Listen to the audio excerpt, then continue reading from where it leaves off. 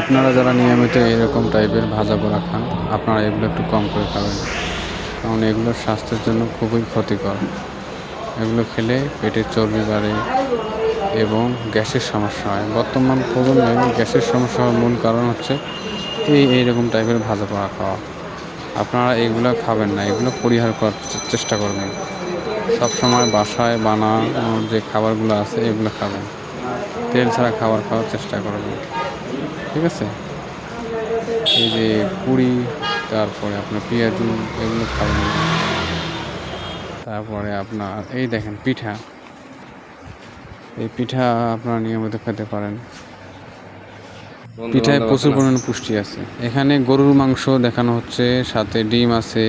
ডিমে প্রচুর পরিমাণে পুষ্টি আছে অনেকগুলো। গরুর মাংস তো জানান, মোবাইলে অবশ্য গরুর লাল মাংসে দেখা আমিষ যাচ্ছে আছে মাংসটা, এবং কিন্তু এটা এখানে খেলে কালারটা শরীর ঠিকই আছে। গরম থাকে। বিশেষ করে ইয়াং জেনারেশন যারা আছে তারা গরু মাংস খেতে মশা পারে, তো কিন্তু ছবি 40 তুলে পার দাও হলে না। গরু মাংস পরিহার করবেন।